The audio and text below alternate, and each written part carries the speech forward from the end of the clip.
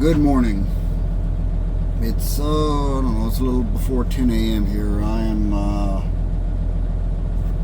at this Love's in northern Utah, just north of the port of entry. I forget the name of this town. It's not Willard. I don't know. I never remember the name of this town. I got here about 1:30 this morning. I actually found a parking spot. So I'm just waiting for my time to be up, and then I'm going to go on up to or as close to Mountain Home, Idaho as possible. And then from there, I don't know. Now the boss talking about looking for a load or working on a load in Seattle going to Alaska. So if I do that, that means back up to Cassiar instead of the other way. Been eating that Cassiar up a lot lately. I don't know, man. So I saw some more on the story about the guy in California who jackknifed there on the 210 freeway. He jackknifes on the 210 freeway. He kills one person, injures a whole bunch of other people. Apparently, he was intoxicated and had no business really being in this country. Now here's the thing. He's pulling a Target trailer. Now, he doesn't work for Target. You know, most truck drivers, we know how this works, right? Some companies have their own trucks. Some companies have their own trailers, but they'll hire a third-party company or lease on owner-operators. And some companies do both, like Walmart. Walmart's got their own trucks and trailers, but they also lease stuff out. Usually to pretty big companies. I mean, Walmart, you very rarely see a small company or just an independent owner-operator pulling a Walmart trailer. I'm not going to say it never happens. I never say never on stuff like that. But for the most part, it's big companies. It's Crete, it's Swift, it's with a CRL, it's companies like that you know are big companies, and they pull their trailers. Now Amazon doesn't care because it's cheap freight. Amazon doesn't care. You can have a truck that looks like 3 trucks put together. Doesn't matter to Amazon. You know, they're like, our freight is cheap. We'll just take whoever will take our cheap freight, man, we're there. Right? So that's part of the problem with the place. I'm sorry, my eye itches. I shouldn't have started doing it. As soon as I get on video, I start, I don't know. It's just psychosomatic, I guess. But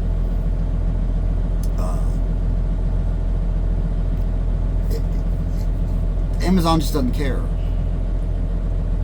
because they know their freight is cheap. Now, what's going to happen with Amazon, I'll tell you exactly what's going to happen. Someone's going to get into a horrific accident. They're going to get one of these guys, because the freight is cheap, and so you get bottom feeders that haul it. You're going to get somebody who's going to get into a horrific accident, and they're going to kill a bunch. They're going to plow through traffic or something. And Amazon's got deep pockets. You say Amazon and people think deep pockets. You say Amazon and accident attorneys are the slobber. I mean, they're foaming at the mouth, and they're, oh yeah, man, Amazon, and it's a truck accident. Oh yeah, man, I'm about to retire. You know. Now, can Amazon eat that? Sure, they can eat it, but it's not a very good image. Now, is that going to make people stop ordering stuff from Amazon? No. It won't, because people do what they do. I mean, look, I was telling this to my wife the other day. We were sitting at the house. She bought some Bluebell ice cream. Very good. I forget what it was called. Black raspberry fudge or something like that. I can't remember. It was damn good ice cream. And, you know, we're sitting around eating it, and I said, do you realize it was just a few years ago that Bluebell was literally killing people? Right? They had some sort of bacteria on their line, in their factory line, and it killed people. Killed a few people. And Bluebell shut down.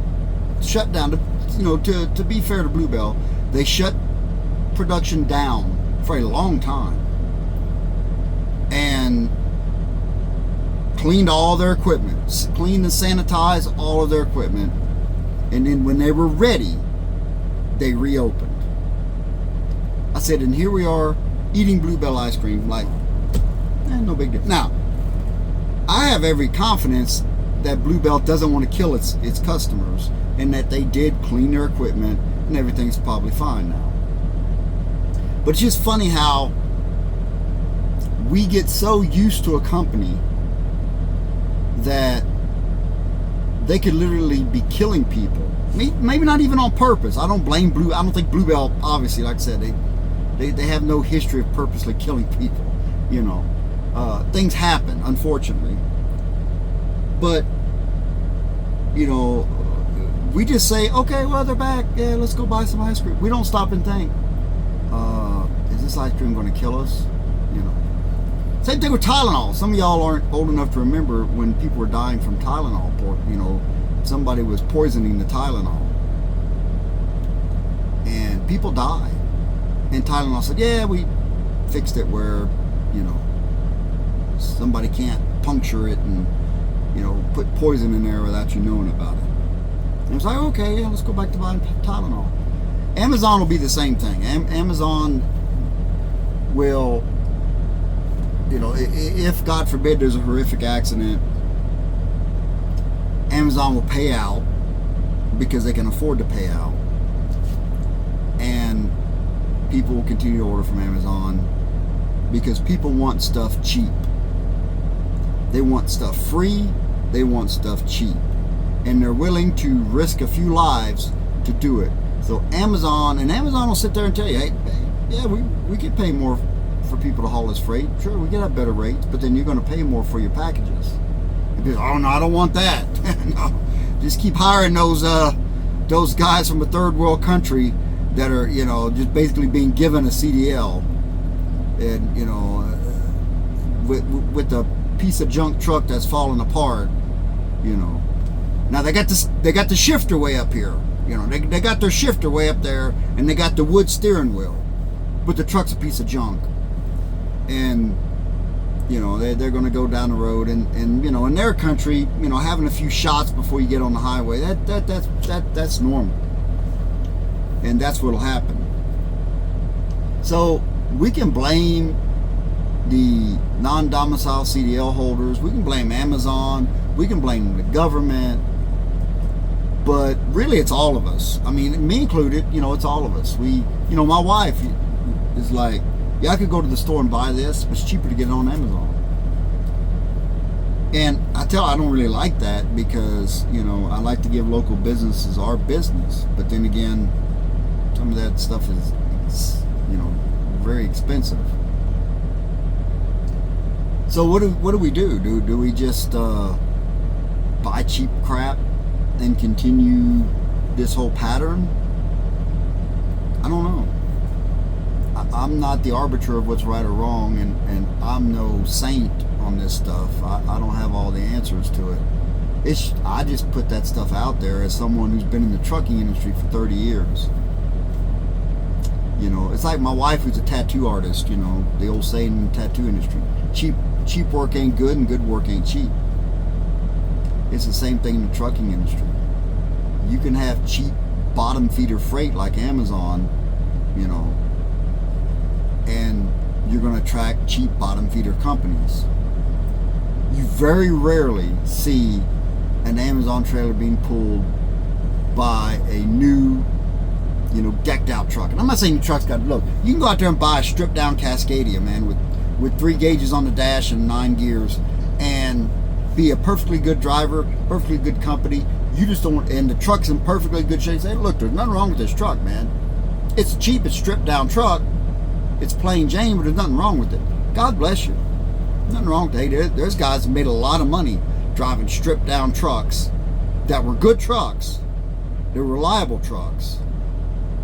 You get a guy bouncing, say, up and down in the southeast somewhere, up to the Midwest and back. You don't need a truck with a lot of gears, with huge rear ends, the biggest hill you might pull is Black Mountain or something on occasion. You don't really need this big, like this truck I've got, this thing would go up a wall. But it's because of the terrain that it was built to drive in. But if you're based out of Florida somewhere and you may go up to the Midwest and back, you don't need that. And I get it. So I'm not saying that you got to go out there and buy some chromed out W990 Kenworth or something like that, or even a chromed out, Western Star Coronado. You go out there and buy you a cheap International or Cascadia. As long as it's in good shape, I don't care. But we know that's not what we're seeing. We're seeing trucks that probably need a lot of work done to them. The tires are iffy at best, and the drivers are iffy at best. And these are the guys, when you're going down the interstate and you run up on one, they're pulling an Amazon trailer, and you jump out in the left lane to pass them, and then they speed up because that's what they do. And of course, my truck, I just speed up and go around them and slow down and go back to the speed I was going, or maybe even a little slower just to piss them off, because I'm like that. But we allow a certain amount of death, unfortunately. I don't know any other way to put it. Because, I'm sorry, I was looking at this guy. I guess he's got a service truck just pulled up next to him. He's probably got a bad tire or something. I'm sorry. I got ADD. I've said that before. Something catches my eye, man. Unfortunately, we do. And we allow a certain amount of death for our convenience and for cheap products. I'm not judging anyone for it. We all do it. Now, I don't think most of us purposely do it, right? Like, if you ask somebody, would you be willing to have so many people die so you can have cheaper packages from Amazon? Most people say, oh no, man, no, of course not. I'm not a ghoul. Of course I wouldn't do that. So I'm not saying that it makes everybody bad people and that we do bad things. I'm saying in a roundabout way, and the whole cycle of how things work, that's what happens. Now I want to address one more thing before I get off of here, and that is, I saw somebody on social media talk about the hours of service regulations, and they were suggesting what I've been suggesting for decades, and that is change the hours of service rules, 14 hours on, 10 hours off. I've talked about this before. 14 on, 10 hours off. A straight 24-hour day. No 30-minute break. When you go off duty, the clock stops. It's simple. It's too simple, and that's the problem. It's productive. It's simple and it's productive. Those are the two problems right there. And you might say, don't they want simple and productive? No. They don't want simple, nor do they want productive. The railroads don't want productive. The railroad lobby, and I've talked about this before too, and here he goes again, busting on the railroads, yep. The railroad lobby in Washington likes to keep the trucking industry on a tight leash. And anytime anyone rears their ugly head up and says, hey, let's simplify the hours of service rules and make them easier and more productive, here come the railroad lobby, and they get these organizations like Citizens for Reliable and Safe Highways, Parents Against Tired Truckers, and all these groups that are funded by the railroads. They don't give two craps about any of this safe, reliable highways. They don't care. It's funded by the railroads, right? They come out and they start protesting, and they start going around and they start talking about, oh my God, they're going to kill people, and you change hours of service and give them more time, and people are going to die, and this and that. People are not going to die. Number one, it'd be simpler. You're not chasing the clock. You know what? You don't have to drive 14 hours if you don't want to drive 14 hours. But let me tell you something. A 14-hour clock is not going to kill you. I promise you. You will not die working 14 hours a day. Okay? I promise. And you're not going to work 14 hours every day. We got 15 hours driving in Alaska and 20 hours working. I don't always drive 15 hours and work 20. But it's there. I'm not chasing the clock. I'm not fatigued. I'm not rushing because I have 15 hours. And if I have to go off duty, if I have to spend 3 hours jacking with a load, like I had to yesterday with this load, with the tarps and all that, I'm not stressing about, oh my God, I'm not going to have enough time. I'm going to be eating into my driving time. I don't have to worry about any of that because the clock stops. I don't have to worry at 2 o'clock in the morning if I'm driving. I got to stop somewhere and find a place to park for 30 minutes. Take this stupid 30-minute break. I sit there for 25 minutes and I start getting sleepy because I didn't want to stop. I'd have been better off if I'd have just kept driving. They don't want it productive because the railroad lobby doesn't want the trucking industry to be productive. They don't want easy because logbook violations, if it's easy, there's less logbook violations. And so there's no generating of revenue there. And I know I'm going to get pushback from law enforcement people. Oh, there's no such thing. Come on. I'm not saying you guys on the street, right? I'm not saying you guys necessarily go out and say, let's see how much revenue I can generate for the state today. I'm saying the people above you and the lawmakers and the local politicians, they like that, right? They like that. You think I'm lying about that? Look at Tennessee, what they do with these guys who they allege are hauling drugs across Tennessee. And they'll admit this, and they've said this. We don't care about the drugs going east. If they're coming out of Texas or they're coming out of Arizona or California and they're going east on 40, they don't care. What do they want? They want the trucks coming back west. Why? Because they got the money. And they want the money.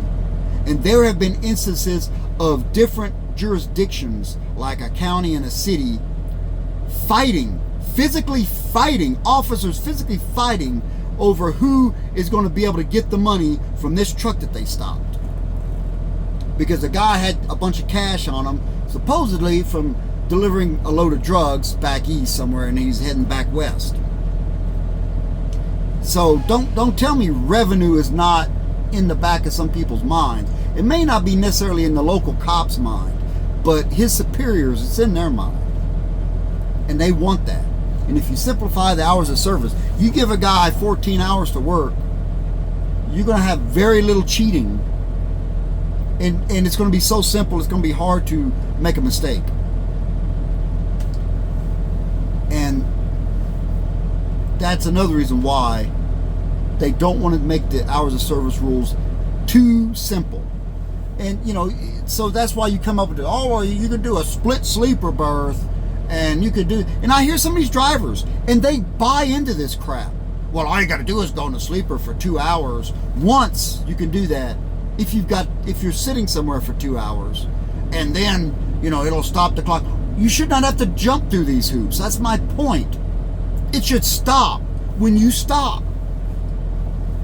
It should stop automatically. I go off duty, that's it. The clock should stop. It shouldn't keep ticking away. In what world does that make sense? And I understand that they're dealing with, the whole non-domicile CDL guys and all this. And I get that. But I just wish that at the same time, they would look at these hours of service rules. 14 on, 10 off. Simple. You can keep this 70 hours in 8 days, 34-hour restart, all that. Get rid of the 30-minute break. Make the clock stop when you go off duty. Simple. Just simple. And I hear guys, 11 hours, but you just spend about 9 or 10 hours driving, and then you spend the next hour or two looking for a place to park. Why? Why should I have to cut into my life? Why? But so many drivers buy into this crap. They just buy into it. And they think somehow 14 hours, oh my God, I'm going to die. If we have 14 hours, oh my God, you know what's going to happen? It's going to be dogs and cats living together in sin, man. It's going to be terrible. And I'll have to work and not sit in a truck stop half the night and this and that. but I want to get paid more. It's not about working 14 hours a day. It's about the flexibility and the peace of mind and the less rushing around, the less fatigue, because I'm less fatigued on Alaska hours of service, and I've talked about this. 15 hours driving, 20 hours, clock stops, no 30-minute break, a lot less stress because I've got time to do whatever I need to do. If I'm running the Dalton, I've got plenty of time to get up there. It's only 500 and something miles from Fairbanks, but sometimes it can take you 14 hours, or 15 hours, depending on the weather. But I've got the time. And if I have to stop for 3 or 4, if I've got to stop 4 times on the Dalton to chain up in the winter, I'm not stressing over, oh my God, I keep stopping and my clock's ticking and it's going to start eating into my driving time.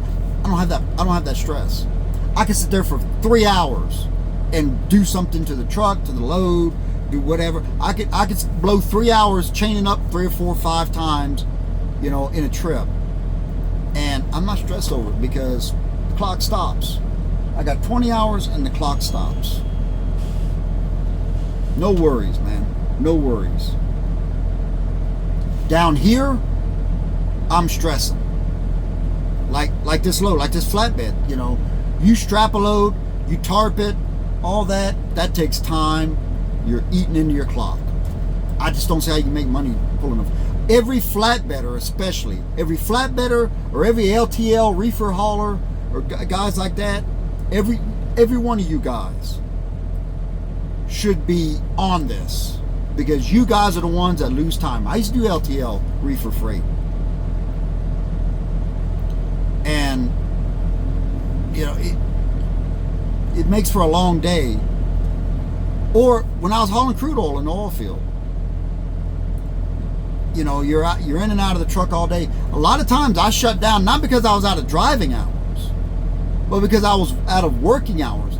Not because for any other reason except when I went off duty in places, the 14-hour clock keeps ticking away. It's less productive. I could have got another load in that day. Just something to think about. Anyway, just a bit of a ramble before I take off. I'm probably gonna go for a walk. I got a little over an hour left. I need to get a little exercise. Try to get 7,000 steps in a day. Doesn't always happen. I try,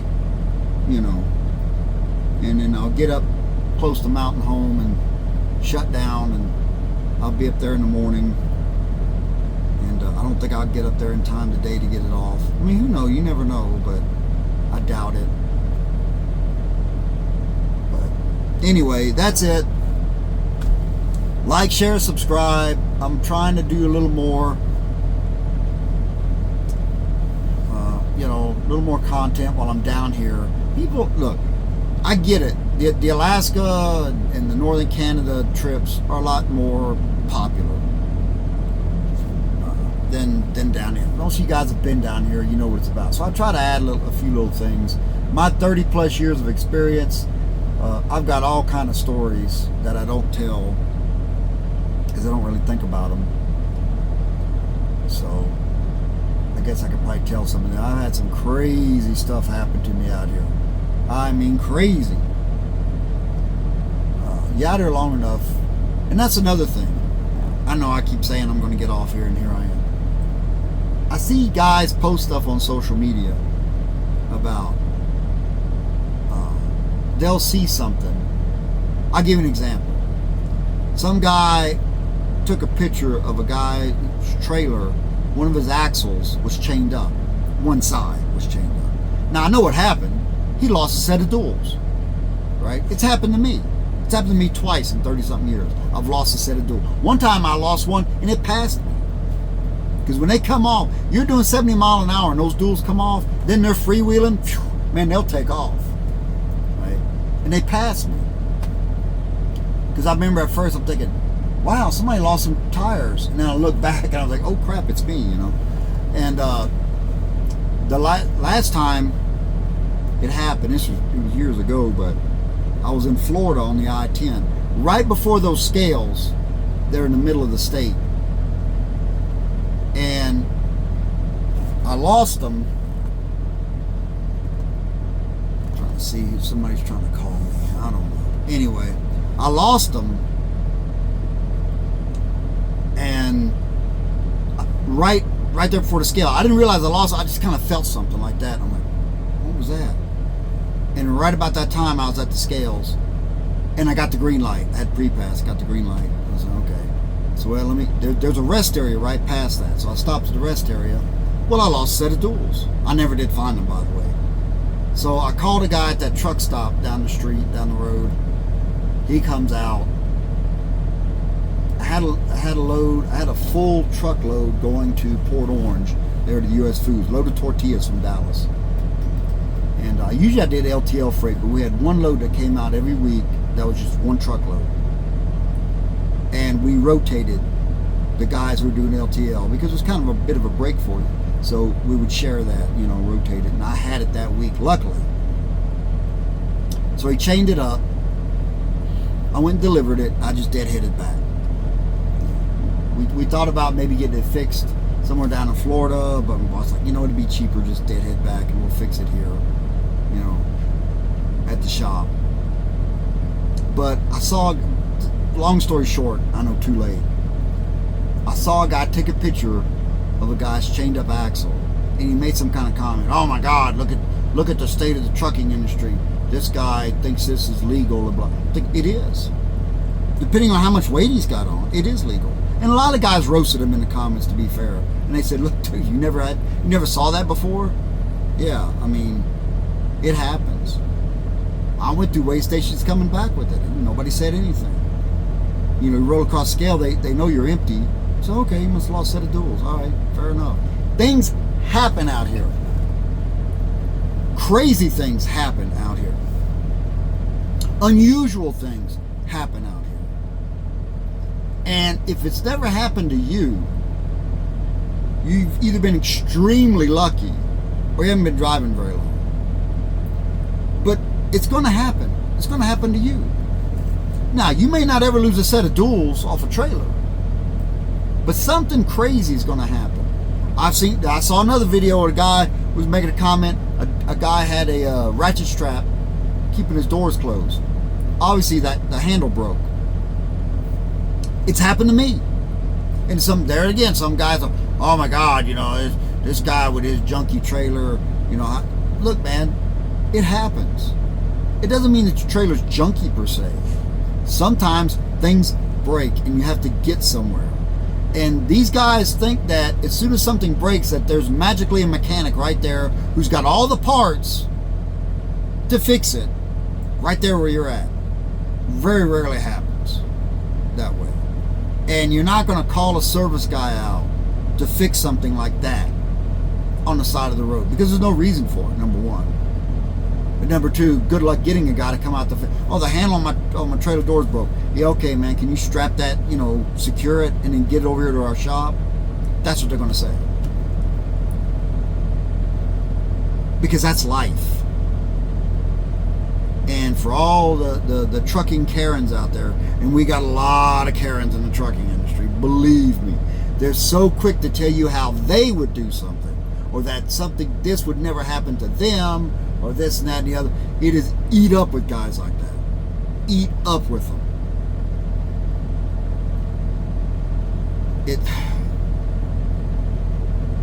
This is why we can't get guys to get behind simplifying the hours of service rules where we have more time and we're more productive, because they don't want more time and they don't want to be more productive. Now they want to get paid more, they want more money, but they want to do less work. That's the trucking industry today. And I'm not saying you should work yourself to death, that's up to you. But to hear these guys complain, well, because we're gone from home and all that. Was that a secret? Like when you went to CDL school or went to this trucking company to learn how to drive a truck, was it a secret? Did no one tell you that? until the day you got your CDL and you got your truck and say, oh, by the way, you're not going to be home every day. You're not going to be home by 5 o'clock every day. In fact, you might not be home every week.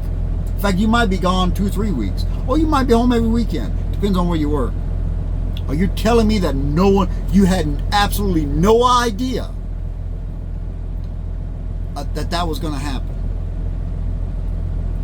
Because if that's the case, you're either a moron or you're in extreme denial. So you want more money, we got to clean the industry up.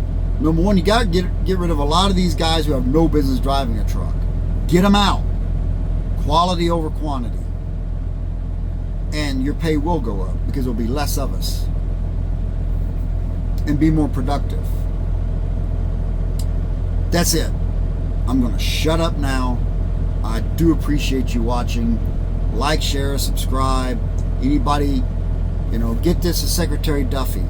14 hours on, 10 hours off, no 30-minute break. The clock stops when you go off duty. Simple, productive, less fatigue, less rushing, less chasing the clock. If you really care about highway safety, if it's really about safety, that's the thing. Thanks for watching.